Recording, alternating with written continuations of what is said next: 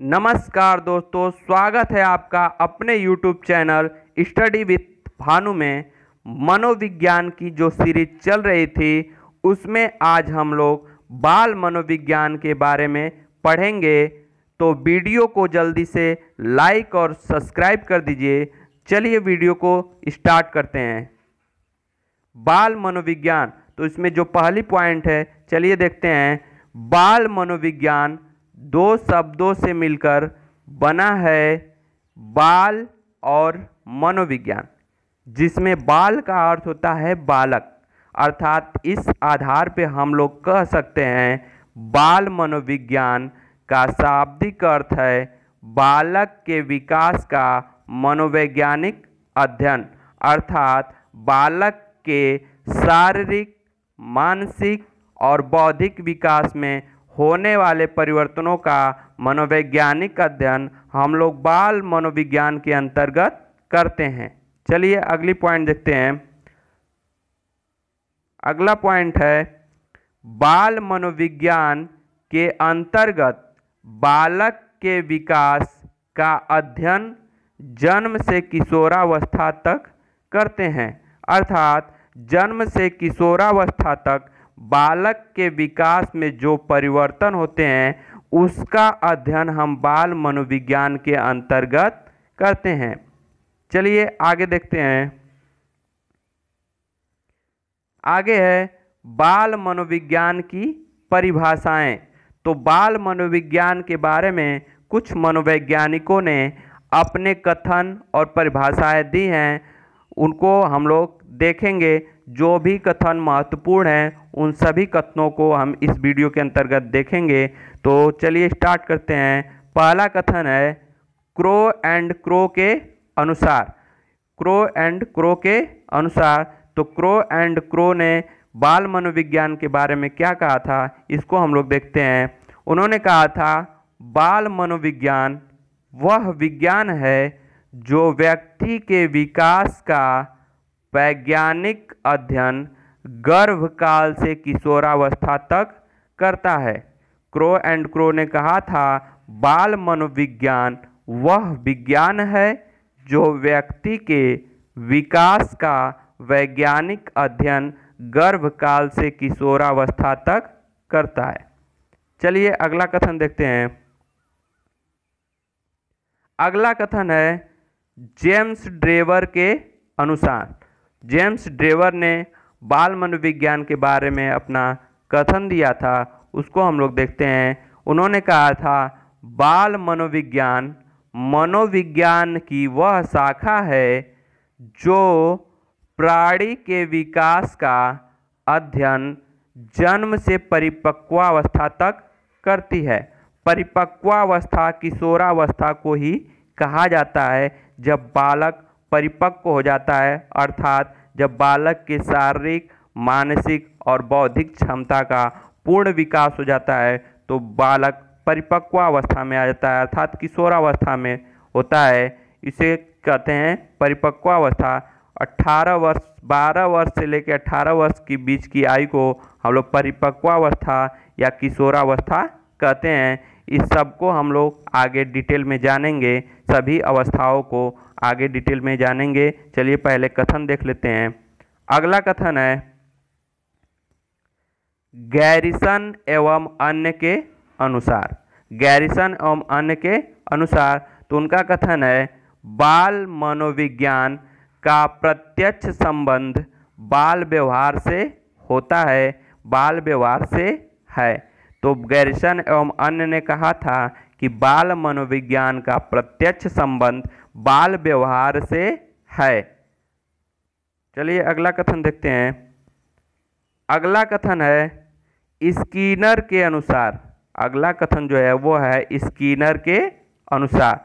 तो स्कीनर ने बाल मनोविज्ञान के बारे में क्या कहा था उसको हम लोग देखते हैं। स्कीनर ने कहा था कि बाल मनोविज्ञान बालक के व्यवहार एवं अनुभव का विज्ञान है, अर्थात बालक के व्यवहार में एवं अनुभव में होने वाले परिवर्तनों को ही बाल मनोविज्ञान के अंतर्गत हम लोग पढ़ते हैं। वही स्कीनर ने कहा था कि बाल मनोविज्ञान बालक के व्यवहार एवं अनुभव का विज्ञान है। चलिए आगे बढ़ते हैं। आगे है बाल विकास की अवस्थाएं। आगे है बाल विकास की अवस्थाएं। तो बाल विकास की कितनी अवस्थाएं हैं और कौन कौन सी है, इसको हम लोग जानेंगे। चलिए आगे बढ़ते हैं। बाल विकास का अध्ययन निम्नलिखित 4 अवस्थाओं के अंतर्गत करते हैं। ठीक है, तो सभी अवस्थाओं को देख लेते हैं। पहली अवस्था है शैशवावस्था, जिसकी अवधि होती है जन्म से लेकर 5 या 6 वर्ष।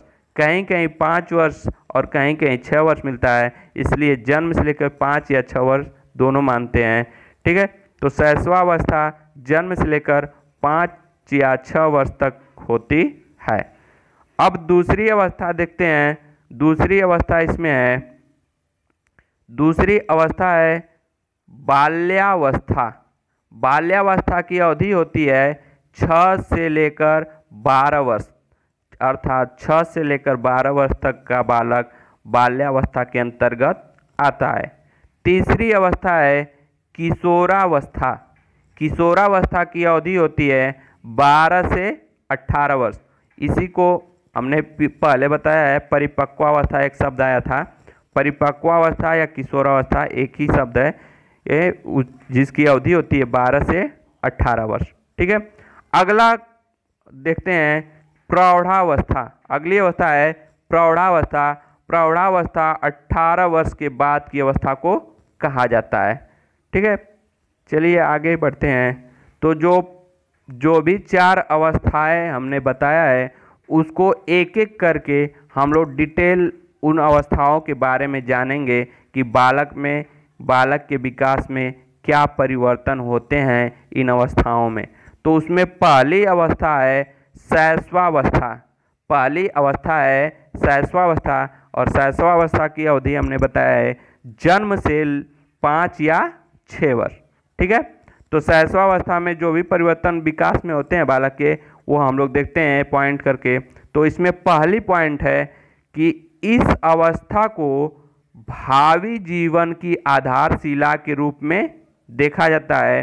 इस अवस्था को भावी जीवन की आधारशिला के रूप में देखा जाता है। इस अवस्था को भावी जीवन की आधारशिला के रूप में इसलिए देखा जाता है क्योंकि यहीं से बालक को तैयार किया जाता है कि बालक को आगे क्या करना है, उसके लिए तैयार किया जाता है। यहीं से इसका नींव रखा जाता है या बेस तैयार किया जाता है, इसीलिए इसको कहा जाता है आधारशिला। आधार के रूप में इस अवस्था को देखा जाता है। इस अवस्था में बालक को कुछ भी सिखाते हैं वो जल्दी से सीख लेता है, इसलिए इस अवस्था में को भावी जीवन की आधारशिला के रूप में देखा जाता है। अगली पॉइंट देखते हैं। अगला पॉइंट है इस अवस्था में व्यवहार पूरी तरह मूल प्रवृत्तियों से जुड़ा रहता है। मूल प्रवृत्तियां मैकडूगल ने बताया था 14, वो आगे हम बताएंगे उसके बारे में। तो जो इस अवस्था में बालक का व्यवहार होता है वो मूल प्रवृत्तियों से जुड़ा रहता है।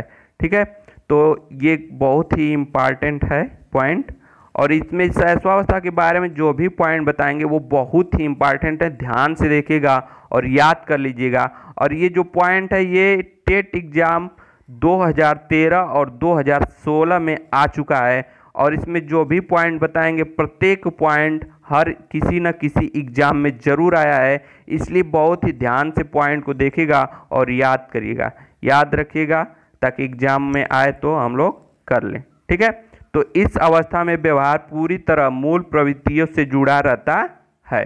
अगला पॉइंट है इस अवस्था में शारीरिक विकास तीव्र गति से होता है। बहुत ही इम्पॉर्टेंट पॉइंट है ये कि पूछ देता है क्वेश्चन कि किस अवस्था में बालक के शारीरिक विकास में तीव्र गति से परिवर्तन होता है, तो वो है शैशवावस्था। ठीक है, अगली पॉइंट देखते हैं।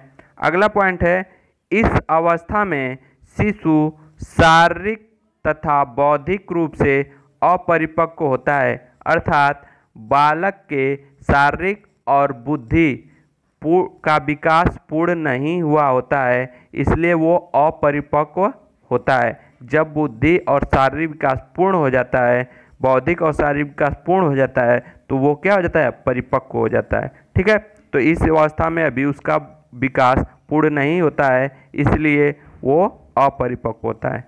अगला पॉइंट देखते हैं। अगला पॉइंट है, इस अवस्था में शिशु की मानसिक क्रियाओं के अंतर्गत ध्यान, स्मृति, कल्पना, संवेदना, प्रत्यक्षीकरण आदि का विकास तेजी से होता है।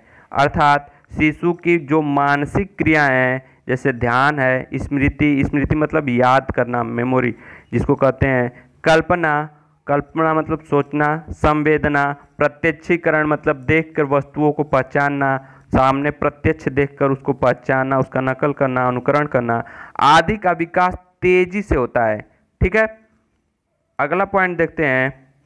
इस अवस्था में शिशु सबसे अधिक और जल्दी अनुकरण विधि से सीखता है। आप देखते हैं कि जो छोटे बालक होते हैं वो बड़े लोगों को देखकर कोई चीज़ करते हुए देखते हैं तो वो देखकर वही कार्य करते हैं। अर्थात अनुकरण मतलब देख के करना, अनुकरण मतलब देख के करना या नकल करना।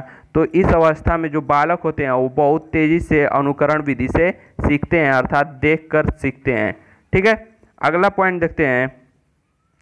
अगली पॉइंट है, इस अवस्था में शिशु में 4 संवेग होते हैं। शैशवावस्था में शिशु में या बालक में 4 संवेग पाए जाते हैं। कौन कौन से? देखिए, पहला है भय, क्रोध, प्रेम, पीड़ा। तो इस अवस्था में शिशु में 4 संवेग होते हैं, भय, क्रोध, प्रेम, पीड़ा।